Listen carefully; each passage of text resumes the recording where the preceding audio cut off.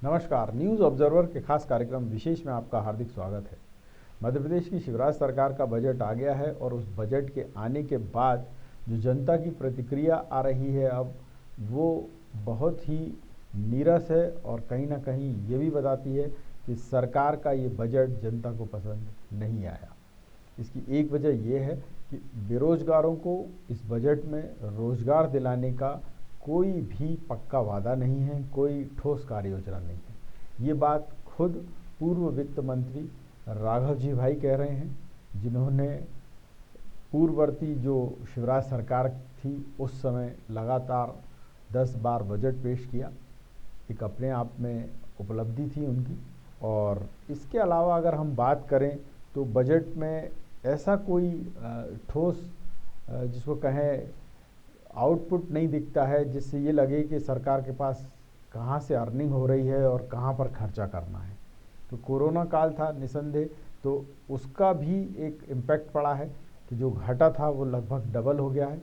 और 19 की कमलनाथ सरकार की तुलना में ये बजट अपने आप में इसलिए और चौंकाने वाला है कि पेपर वर्क इस पर ज़्यादा है और काम जो है वो उतना नज़र नहीं आ रहा है।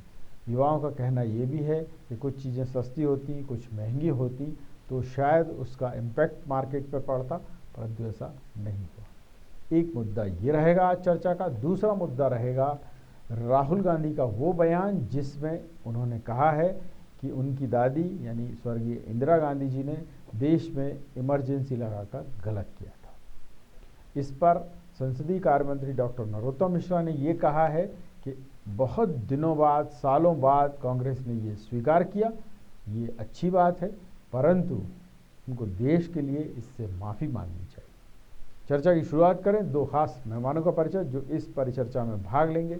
बात बीजेपी की करूं, बीजेपी से वरिष्ठ नेता हैं, पूर्व विधायक हैं शैलेंद्र प्रधान जी, बीजेपी का पक्ष रखेंगे।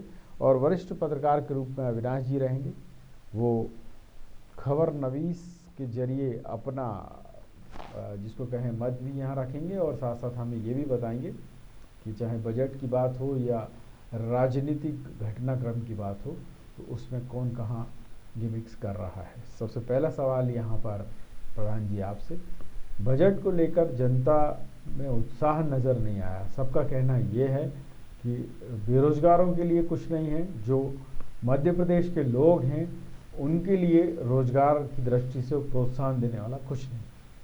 देखिए, अभी भी कोरोना चल रहा है। सरकार का रेवेन्यू हम आप सब समझते हैं, लगभग अगर पेट्रोल, डीजल और एक्साइज जो है उसको अगर आप हटा दें तो लगभग 25% रेवेन्यू है। और आपने पहले खुद ही मेंशन कर दिया कि कर्ज दोगुना हो गया। मैं और आगे बोलता हूँ कि बजट पिछले साल तो आए नहीं और उससे पहले के मुकाबले सिर्फ 8,000 करोड़ बढ़ा है। ये बात है कि सरकार सब बातें पार्लियामेंट में असेंबली में बोल दे तो जनता में एकदम हाहाकार मच जाए। पर एक बात ये भी सही है कि गवर्नमेंट को चलाना ही पड़ेगा। आप ये नहीं कह सकते कि हम स्टाफ की सैलरी कम कर देंगे या अपने कर्मचारी की कम कर देंगे या किसान का कर्जा बंद कर देंगे या हम रोड नहीं बनाएंगे या हम पुल नहीं बनाएंगे। सरकार को अपनी नीति तो घोषित करना पड़ेगी और इसकी बेसिक जो एक पॉलिसी होती कि अगर बजट में हम 1 रुपये भी का बजट घोषित कर देते हैं किसी हेड में और साल में रेवेन्यू आ जाता है तो गवर्नमेंट उस बजट के हेड में काम शुरू कर सकती है। अब आप कहेंगे कि शायद 105 पुल बना रहे और 265 सड़कें बना रहे, तो अगर बजट नहीं है तो क्या सरकार ये कह दे हमारे पास इस बार रेवेन्यू नहीं है। हर कोशिश करती, हर सरकार की ये प्रयास होता है कि अपनी जनता के सामने एक योजना रखें, योजना की कोरोना का ख़त्म हो गया, रेवेन्यू बढ़ गया, हमारा हर वर्ग संतुष्ट होगा तो नेचुरली हमारे पास रेवेन्यू बढ़ जाएगा, रोजगार भी देंगे हम। अब आपने माननीय राहुल जी के बारे में कही, तो राहुल जी के मुंह से नहीं, मैं इस पे दोबारा आऊँगा अभी तो, पर मैं ये जानना चाह रहा हूँ कि अगर रोज़गार की बात उठ रही है तो आपके पास अवसर भी आ रहे हैं, पर उन अवसरों को जनता में, या जिसको कहें जो युवा बेरोजगार हैं या मध्य प्रदेश के जो उद्यमी हैं, उन पर आपका फोकस नहीं है। आप देखेंगे कि अभी हरियाणा ने एक बिल पास किया है कि अगर वहाँ कोई भी उद्योग धंधा लगता है तो एक निश्चित परसेंटेज जो है वो वहाँ स्थानीय लोगों को रोजगार देना ही होगा, तभी वो लग पाएगा प्रोजेक्ट। ये कमलनाथ सरकार ने भी किया कि 70% लोगों को रोजगार दें। तो आपकी इस बजट में ऐसा कुछ दिखता ही नहीं। अगर आपने बजट और गौर से देखा होगा तो अगर आप लघु उद्योग या कोई भी उद्योग लगाएंगे तो गवर्नमेंट 25% सब्सिडी देगी, और 1 महीने में ऑल क्लियरेंस अगर नहीं है तो डीम्ड मानी जाएगी। तो मैं ये सोचता हूँ कि गवर्नमेंट की जो ये इंसेंटिव नीति है लघु उद्योग और या मीडियम उद्योग के लिए, इसका भी हमको स्वागत करना पड़ेगा। और गवर्नमेंट ने बहुत इमेजिनरी कंसेप्ट नहीं रखा कि हम कितने उद्योग डाल पाएंगे, पर निश्चित ही उन्होंने एक बड़ा प्लान तैयार किया है। नहीं, मैं इस पे आपसे सहमत हूँ कि ठीक है, बजट में आपने कुछ सब्सिडी रख दी। आप भी जानते हैं प्रधान साहब कि आज लोन लेना कितना मुश्किल हो रहा है, तब जबकि आप पढ़े लिखे भी हैं, देख रहे होंगे कि अच्छे कागज़ भी हैं, आपके पास प्रोजेक्ट भी है, पर बैंक के जो अधिकारी हैं वो साफ तौर पर मना कर रहे हैं।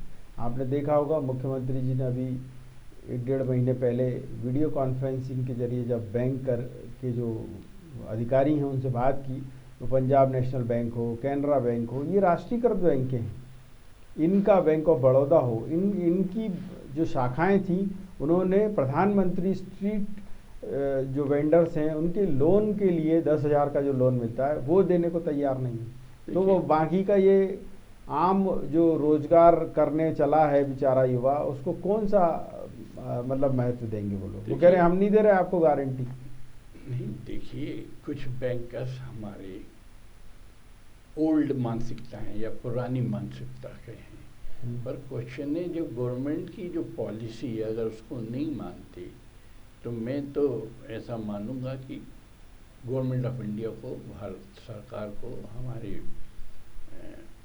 माननीय मुख्यमंत्री द्वारा लिखा जाना चाहिए। दूसरी बात, मुख्यमंत्री जी ने देखिए पहले शिकायत की, इसके बाद भी इन तीनों बैंकों का खास तौर पर मैं जिक्र कर रहा हूँ, पंजाब नेशनल हो, बैंक ऑफ बड़ौदा हो या फिर कैनरा बैंक हो, इन जो राष्ट्रीयकृत बैंकों के प्रमुख हैं वो बजाय मतलब मुख्यमंत्री जी की योजना पे ध्यान देने के उल्टे चल रहे हैं। इवन सेंट्रल बैंक में तो और ज़्यादा एक कदम आगे चले। उनके जो यहाँ के मध्य प्रदेश के प्रमुख हैं उनने तो ये चुनौती डाली कि साहब हमको सुरक्षा मुहैया कराई जाए, मध्य प्रदेश में काम करने की स्थिति नहीं है। देखिए निश्चित ही बैंकर्स बड़े तनाव में रहते हैं, उनको टारगेट भी दिया जाता है और साथ में उनको ये भी जिम्मेदारी रहती है कि उनका रिकवरी ठीक हो, उनका कर्ज ना डूबे। अब इस पे कहीं ना कहीं जाके जो हमारी बैंकिंग इंडस्ट्री के रिजर्व बैंक के गवर्नर नहीं, यहाँ थोड़ा सा आप अब केंद्र पे ना जाएं, मैं तो अभी वित्त विभाग की बात कर रहा हूँ। तो मध्य प्रदेश का वित्त विभाग क्या कर रहा है? निश्चित ही जब सेंट्रल गवर्नमेंट के एडमिनिस्ट्रेटेड बैंक्स डिसएग्री करते हैं इन विषयों पे, तो उसको अपना जो कंप्लेंट है रिजर्व बैंक को भी करना चाहिए, गवर्नमेंट ऑफ इंडिया के फाइनेंस मिनिस्टर को भी करना चाहिए। नहीं, ऑपरेशन पर भी रोक लगानी चाहिए ना भाई। जैसे आपने देखा शाहजहाँपुर में एक बैंक शाखा ऐसी राष्ट्रीयकृत थी, और आप भी जानते हैं कि ये लोग नियम कायदों से तो चलते नहीं। ग्रामीण क्षेत्र की शाखा खोल दी शहर में, तो वहाँ के तहसीलदार को आई गुस्सा, तो उसने 1 ट्रक कचरा भर के बैंक के सामने फेंकवा दिया। उसके बाद से सब कूदते फिर रहे हैं और ये कह रहे हैं कि साहब प्रदेश में काम करने का माहौल नहीं। देखिए मेरे ख्याल से तहसीलदार या नायब तहसीलदार ने जो कदम उठाया स्वागत योग्य तो नहीं है, उसकी नाराजगी हो सकती है। नहीं, नाराजगी क्या, उधर कलेक्टर डंडा लेके बैठे हुए हैं कि सीएम ने कहा है कि लोन होना चाहिए, वो बैंक वाला बोल रहा है कि मैं नहीं दूंगा किसी को, मैं नहीं मानता आपकी गारंटी। और ये पहली बार नहीं हो रहा, 2018 में भी शिवराज जी ने युवाओं से कहा था और बैंकर्स की समिति जो है उसको बोला था कि प्रदेश सरकार गारंटी देगी, आप युवा जो बेरोजगार हैं, इंजीनियर हैं, उनको लोन दीजिए। पर नहीं दिया उन्होंने, पूरे कहने के बाद भी मात्र पूरे प्रदेश से 100 लोन सैंक्शन हुए। अब ये तो मतलब ऊँट के मुंह में जीरा भी नहीं है, जीरे का भी एक टुकड़ा, उसका भी कई 1/10वां हिस्सा होगा। आप जो विषय रख रहे हैं वो गवर्नमेंट ऑफ इंडिया के bankers and government of MP के हेड, पॉलिटिकल हेड, उनके बीच का विवाद के ऊपर आप मैं इसलिए मेरा कमेंट चाहते हैं, तो मैं सोचता हूँ कि मैं इस विषय पे जो आपने विषय रखा वो सबकी संज्ञान में आ गया है, इसलिए इस विषय पे मैं इससे ज़्यादा कमेंट करना उचित नहीं समझता। ठीक बात है, आपने बहुत अच्छी बात भी कही है। और मैं इतना भी आपसे जानना चाहता हूँ कि चूंकि बीजेपी युवाओं की बात कर रही है, रोजगार की बात कर रही है, तो अब जिम्मेदारी तो तय करनी पड़ेगी आपको, वित्त विभाग के अफसरों की करें, बैंकर्स की करें, क्योंकि केंद्र में भी आप ही की सरकार है, राज्य में भी आप ही की सरकार है। ना आप उनको नई नौकरियां दे पा रहे हैं, और अगर वो उद्योग अपना धंधा लगाना चाहें तो आपकी सरकार की जो अफसरशाही है वो तमाम बैरियर ले लेके बैठी हुई है। देखिए, बेसिकली आज एक उद्योग एसोसिएशन के प्रवक्ता कहें या जो भी का उनका बयान है कि आजकल लोन मिलना आसान है, फाइलें क्लियर होना लेट है। अब आपका जो बयान है कि लोन मिलना डिफ़िकल्ट है, अब दूसरा आपने बिंदु रखा, अगर अफसर फाइल नहीं क्लियर कर रहा, और आज माननीय मुख्यमंत्री ने असेंबली में ये घोषित किया है कि 1 महीने में डीम्ड परमिशन का प्रावधान डाल रहा हूँ। अब मैं इतने ही कह सकता हूँ कि जो माननीय मुख्यमंत्री जी ने घोषणा करी है, ठीक है, उसको अपन को मानना चाहिए। बताइए अविनाश जी, आपका क्या अनुभव कहता है, क्या वाकई अफसर इतने उदार हो गए हैं कि मुख्यमंत्री जी ने कहा कि 1 महीने में परमिशन हो जानी चाहिए, तो हो जाएगी क्या परमिशन? और पहले जो सिंगल विंडो थी वो तोड़ ताड़ के दरवाज़ा कर दी फिर उन्होंने, पर नतीजा तब भी नहीं निकला था, अब निकलेगा क्या? नहीं, मुश्किल है, क्योंकि जो अफसरशाही है वो हावी है सरकार के ऊपर। और अभी मैं आपको बता रहा हूँ कि जैसे एजुकेशन भी लोन होता है और उसमें साफ लिखा हुआ है कि 5 लाख में कोई भी मॉर्गेज आपको लोन नहीं करना है, मगर कुछ ऐसे भी लोग हैं जो बेचारे 5 लाख के लिए भी परेशान हैं, जिनके पास कुछ नहीं है, बच्चे के अच्छे मार्क्स हैं, उनको भी एजुकेशन लोन, जबकि गवर्नमेंट ऑफ इंडिया की स्कीम है ना, मगर उसको भी नहीं दे रही। और उद्योग में तो अभी क्या है, क्लियरेंस, और पहले भी माननीय जो आज की सरकार है वो पहले सरकार थी, उन्होंने भी ये बात कही थी कि कृषि भूमि पे यदि उद्योग लगेगा तो उसको व्यावसायिक लैंड यूज कर दिया जाएगा। मगर बात ये हुई कि लैंड यूज वो नहीं हुआ, तो उसमें बैंकर कहता है कि हम नहीं जानते, उनने कर दिया, आप तो इसकी डाइवर्सन लेके आइए उद्योग, मतलब डाइवर्सन लाएंगे तब हम आपको लोन देंगे। तो इसकी बीच की इतनी पेचीदा मामला है। और जहां तक रोजगार का मामला है वो आप देखिए, 25 लाख का रजिस्ट्रेशन है और 25,000 देंगे तो एक शहर में, मतलब एक जिले में 400 युवाओं को नौकरी मिलेगी। अब वो कैसे चयनित होंगे 400, उसका कैलकुलेशन करना पड़ेगा। जब 25 लाख आदमियों का वहाँ पे रजिस्ट्रेशन है और 25,000 रुपये, 25,000 लोगों को नौकरी मिलेगी, तो 400 पर जिले पे मिलेगी। तो इसमें क्या हुआ है कि जो उन्होंने स्टैटिक्स से द्वारा समझाया है, तो इनको ये भी नहीं बताना था कि 25 लाख आदमी का रजिस्ट्रेशन है कि हम 25,000 नौकरी देंगे, तो वो उसमें वाहवाही भी हो जाती। अब 25 लाख में 25,000 बहुत कम होते हैं, 1% हुआ। तो इसमें मेरा ऐसा ख्याल था कि इसमें जो बजट आया है उसमें प्रावधान जो है वो ठीक है, युवाओं के लिए उन्होंने कहा कि हम लोन देंगे, सब्सिडी देंगे, मगर बेसिकली प्रैक्टिकली बहुत टफ होता है और इसमें ब्यूरोक्रेसी सरकार के ऊपर बहुत हावी है। ये जो बात उठ रही है कि बजट आप ले आए पर सुशासन नहीं आया है अभी तक, प्रधान जी, एक मैं आपको उदाहरण देता हूँ यहीं भोपाल के ही पास का मंडीदीप का है। और आपको सुनकर ये आश्चर्य होगा कि चूँकि मुख्यमंत्री जी के क्षेत्र का है मंडीदीप और बुधनी, ये पूरा उन्हीं का बेल्ट है। एक छोटा सा नगर निगम का कर्मचारी है, दैनिक वेतन भोगी है, और वो पिछले 3 साल से क्यों चक्कर काट रहा है आप सुनेंगे तो हंसी आएगी आपको। उसके साथ के सारे कर्मचारियों को नगर पालिका ने परमानेंट कर दिया सरकार की नीति के अनुरूप, पर वो एक क्लर्क की गलती की वजह से कि साहब ये तो फला फला प्रकरण में थे इसीलिए इनको नियमित नहीं किया जा सकता। कोई ये भी नहीं देख रहा कि वो प्रकरण हुआ या नहीं हुआ या उसमें क्या निकाल हुआ है। हाई कोर्ट का निर्णय हो गया, प्रिंसिपल सेक्रेटरी ने लिख दिया, कमिश्नर ने लिख दिया, इसके बाद भी आज तक उसको नियमित नहीं किया गया। फिर विभागीय मंत्री हैं, नगरीय प्रशासन के राज्य मंत्री, उन्होंने वो फ़ोन करके बोल दिया तो वो भी नहीं हुआ। ये मतलब आपकी सरकार की सुशासन कह लें इसको, कि ये जो रोजगार दे रहे हैं आप, उनकी नियति क्या है ये? देखिए, आपने बहुत अच्छा प्रकरण बतलाया। इसमें मैं टीवी पे माननीय मंत्री को यही कह सकता हूँ कि वो विभागीय अधिकारी की जो चीफ सेक्रेटरी को ऑन रिकॉर्ड वो करे तो उसकी सीआर में लिखा जाएगा, क्योंकि बुक्स ऑफ रूल्स में ये लिखा है कि अगर कोई मंत्री अपने सेक्रेटरी के खिलाफ अपना डिस्प्लेजर ऑन रिकॉर्ड डालता है चीफ सेक्रेटरी को, उसकी कॉपी सीएम को भी भेजता है, तो निश्चित ही उस अधिकारी की कॉन्फिडेंशियल रिपोर्ट में ये एंटर किया जाना चाहिए। पर ऐसा होता नहीं है तो ये तो मैं आपको इसलिए बता रहा हूँ। यशोधरा राजे सिंधिया, उन्होंने फ़ोन किया अपने विभाग के प्रमुख सचिव को, उसने फ़ोन ही नहीं उठाया।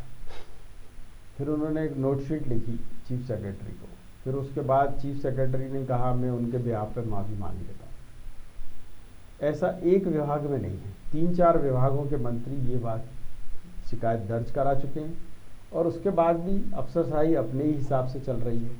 तो ये बजट का सुशासन है या सुशासन का बजट है, क्या है ये?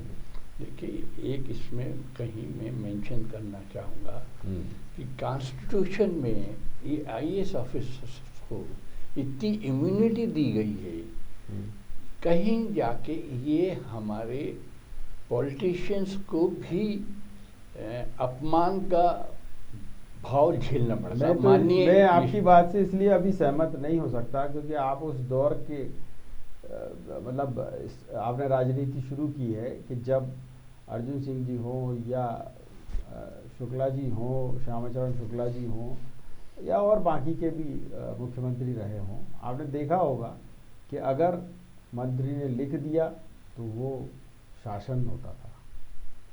आपने वो दौर भी देखा होगा कि अगर मुख्यमंत्री जी ने कह दिया तो आदमी, ऐसा नहीं कि आईएएस है तो इम्यूनिटी है, वो तत्काल सस्पेंड हो जाता था। आज ये सब चीज़ें नहीं हो रही हैं, इसलिए ऐसा हो रहा है।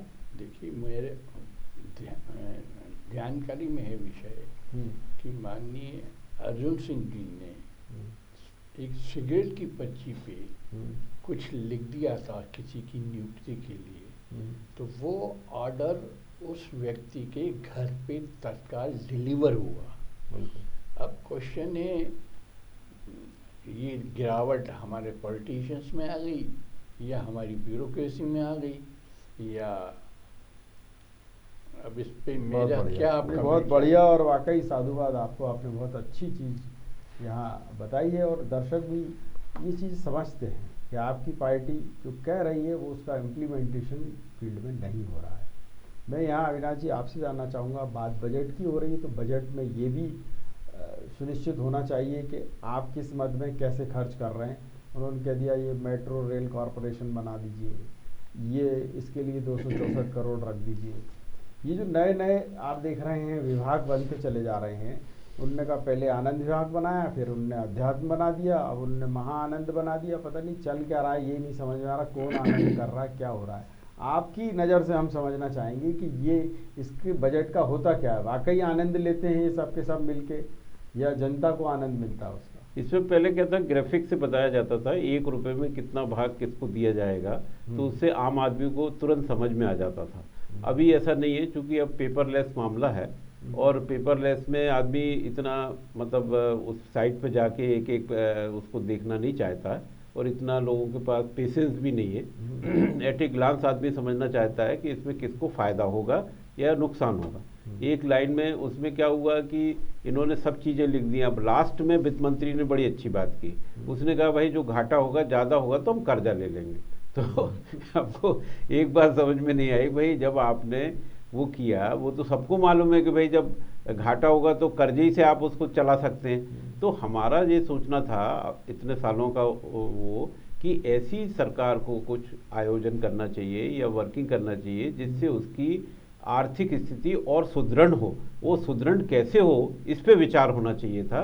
उसकी एक कमेटी बननी थी और जल्दी से जल्दी जो दूसरा बजट आए तो उसमें वो पब्लिक को जो बता सके, देखिए साहब मेरा इतना घाटा था और मैंने इस तरीके फंड को अरेंज करके इसको पूरा किया और पूरा करने के बाद अब हमको किसी से पैसा उधार लेने की आवश्यकता नहीं पड़ेगी। इस पे कोई विचार नहीं हुआ, जबकि ये मेन चीज़ है।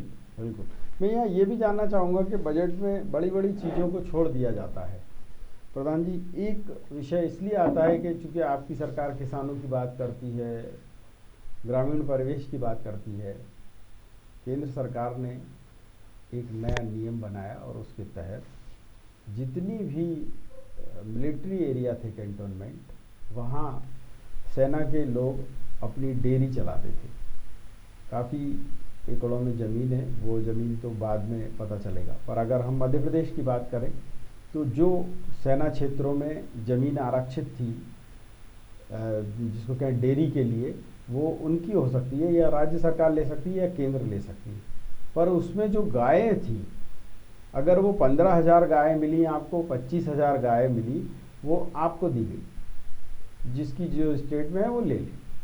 मध्य प्रदेश में वो गाय गई कहाँ? निश्चित ही आप मीडिया वाले हैं एंड मैं आपका इस विषय पे सम्मान ही करना चाहूँगा कि आप लोग ऐसे रिवीलिंग या जो जानकारी पब्लिक डोमेन में नहीं है उसको आप डिस्क्लोज करते हैं। अब इसके ऊपर मैं सिर्फ आपको बधाई दे सकता हूँ। चलिए, बहुत बहुत धन्यवाद। मैं अविनाश जी आपसे जानना चाहूँगा कि जो ये ऐसी सरकारी योजनाएं आती हैं कि केंद्र ने सेना की डेयरियाँ इसलिए ख़त्म की कि सेना का काम गाय पालना या भैंस पालना नहीं है, सारा ठेका जो है वो अमूल को दे दिया गया है। और गुजरात की भी एक सहकारी संस्था है अमूल, और देश भर में उसका नाम है। ये डेयरियाँ बंद की गई, लाखों करोड़ों अरबों रुपए की ज़मीन है, उसके बारे में तो अभी कांग्रेस सो रही है कि बाद में पता चलेगा उसको। पर मेन बात वो पशुधन की है। वो पशुधन जो महंगी गाय, क्योंकि सेना के लोग गायों की बहुत अच्छी देखभाल करते थे, वो उनसे उतना उत्पादन भी लेते थे, चाहे दूध का उत्पादन हो तो बहुत अच्छा उनके पास होता था।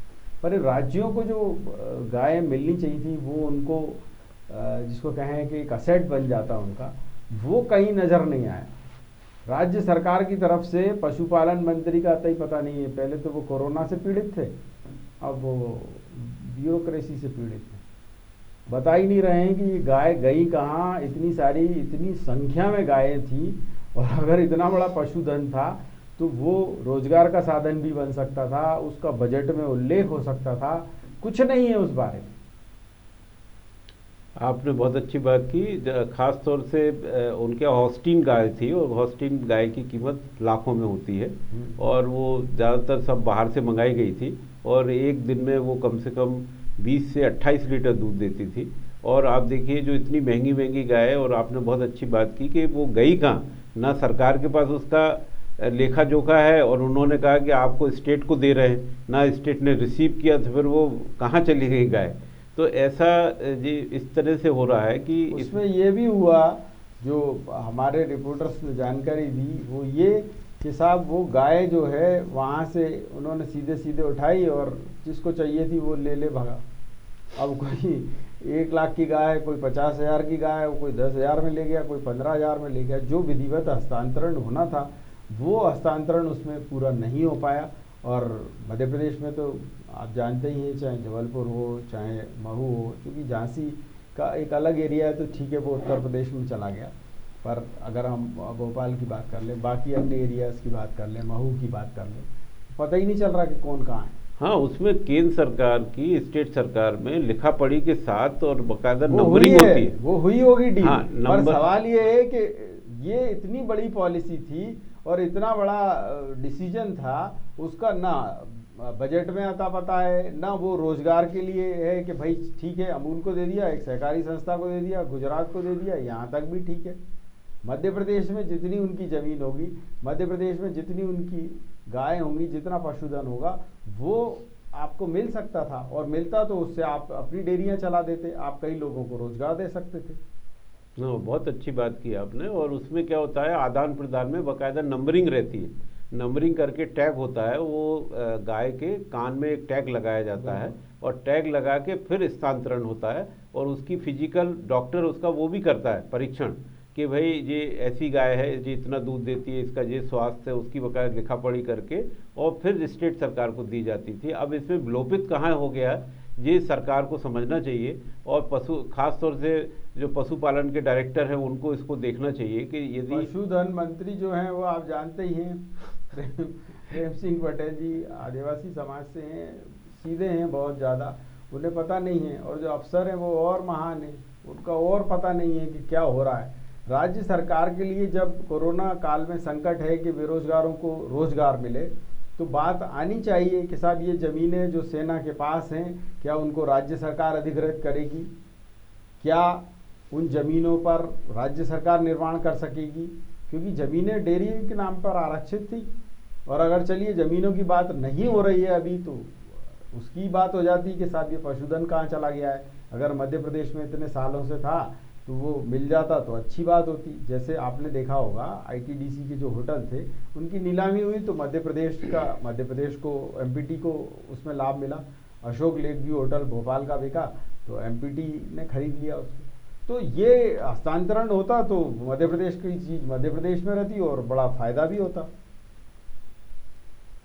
मगर इसमें मतलब बेसिकली उनके यहाँ तो सब काउंटिंग रहती है आर्मी में एक एक चीज़ की, और काउंटिंग होके हस्तांतरण होता। तो आपने सही कहा, जो बेरोजगार है उनका लाभ होता, और जो ज़मीनों का है जहाँ पे डेयरी के लिए आरक्षित की गई थी उसमें भी इस टाइप के उद्योग लग सकते थे जो दूध से संबंधित हैं। मगर या अन्य रोजगार हो सकते थे। ज़मीनें तो वैसे ही इतनी महंगी हैं, सरकार के पास है ही नहीं है, तो अगर वो भी मिल जाती तो फायदा तो होता। हाँ, आजकल गोबर एकड़ों में जमीन है उनके पास, एक एक एरिया में कम से कम 20-20, 30-30, 40-40 एकड़ जमीन है उनके पास। हाँ, सूखी समैया में 1000 एकड़ है, और उसमें इस तरीके की काफ़ी ज़मीनें हैं जो अब सरकार वहाँ पे वो कर रही है, और इसमें हस्तांतरण होना था और उसकी चिन्हित कराना चाहिए बाकायदा, वहाँ के आरआई से उसको नब्बा के बताना चाहिए था कि इतनी ठीक बात इस तरह की। अंतिम सवाल यहाँ पर आपसे शैलेंद्र जी कि ये जो इशू था बजट वाला, इस पर आपसे अंतिम सवाल है कि ये बजट जो आया उसमें लोगों को बस यही लग रहा है कि रोजगार की बात है नहीं, कुछ सस्ता हुआ नहीं है, और दूसरी जो चीज़ें महंगी हो सकती थी जिनको आप रेगुलराइज कर सकते थे, कि जैसे आप शराब की दाम बढ़ा सकते थे, परंतु वहाँ आप ठेकेदारों की मोनोपोली कम करते, वो भी नहीं हो पाया इस बजट में। देखिए मैं क्या कह रहा हूँ, आप पत्रकार हैं, आप पब्लिक ओपिनियन के प्रमोटर हैं, या उनको आप आइडेंटिफाई कर सकते हैं, और निश्चित ही जब आपने आइडेंटिफाई किया है तो मुझे लगता है सरकार इसको संज्ञान में लेगी और उचित कदम उठाएगी। अब इस चर्चा का एक अन्य इशू जो पॉलिटिकल है, और राहुल गांधी ने कहा है कि उनकी दादी यानी स्वर्गीय इंदिरा गांधी ने प्रधानमंत्री रहते हुए जो आपातकाल लगाया था वो घटना सही नहीं थी, उन्होंने उनके इस कदम को अनुचित ठहराया है। अब बीजेपी इस पर तंज कस रही है। ठीक है, राहुल जी ने कुछ भी हो गलती तो स्वीकार की है ना। राहुल जी के विषय पे अगर बीजेपी तंज कर रही है और आप खुद ही मीडिया में स्वीकार कर रहे हैं, तो बीजेपी का पक्ष क्या है ये आपने स्वयं ही बतला दिया। अब इस पर मैं क्या कमेंट करूं? आपको क्या लगता है इस पर कांग्रेस को वाकई माफ़ी ही मांगनी चाहिए देश से, भाई ये भी और- विषय आ गया। और एक हाँ नहीं, और उससे एक कदम आगे जाके कि उस दौरान जो कुछ हुआ क्या उसकी भरपाई कांग्रेस करेगी? कैसे करेगी, अब आप ही और बतला दो क्योंकि तो वो आप ही बताएंगे कि उस समय जो लोग जेल भेज दिए गए उनका जो नुकसान हुआ उसका कुछ मुआवजा देने के लिए तैयार है कांग्रेस? वही मैंने कहा ना, आप हाँ। ऐसे अनबूझे सवाल पूछ रहे हैं, इसका जवाब कोई कांग्रेस का प्रवक्ता देता तो बेहतर। नहीं, पर आपकी डिमांड हो सकती है क्योंकि कईयों के तो कैरियर ही बर्बाद हो गए ना उस समय। भाई मैं क्या कह रहा हूँ, हाँ मैं हर जो मेरे जो या जनहित में जो विषय है वो आप उचित उठा रहे हैं, ठीक और इस पे मेरे कमेंट से क्या होगा समाधान ये और बतला दें। ठीक बात है, पर आप उठा तो सकते ही हैं, ये बात नहीं, उठ गया ये विषय, आप ही ने चलिए। उठेगा। चलिए, यहाँ अंतिम सवाल अविनाश जी आपसे कि राहुल जी की ये जो टिप्पणी है वो कांग्रेस को संजीवनी देने वाली है या और झटका देगी? नहीं, इसमें संजीवनी इसलिए हो सकती है कि चूंकि इस समय 5 राज्यों में चुनाव है, चुनाव को देखते हुए उन्होंने जो कमेंट्स लोग करते थे दूसरी पार्टी मतलब जो सत्ता में है कि साहब इमरजेंसी, उस इमरजेंसी को खात्मा करने की कोशिश की है उन्होंने इन शब्दों से। बिल्कुल, मेरे पास चर्चा का इतना ही समय था। आप दोनों मेहमानों का बहुत बहुत धन्यवाद और आभार। और जनता की हम बात करें तो निसंदेह जनता देखती सब है, परंतु समय आने पर बदला भी लेती है वोट के जरिए। वो सब जानती है कि कौन राजनीतिक दल का नेता क्या बोल रहा है और क्या कर रहा है। न्यूज़ ऑब्जर्वर के खास कार्यक्रम विशेष में इतना ही, लेकिन यहाँ बेबाक खबरें जारी रहेंगी। आप देखते रहिए न्यूज़ ऑब्जर्वर यानी सच खबर।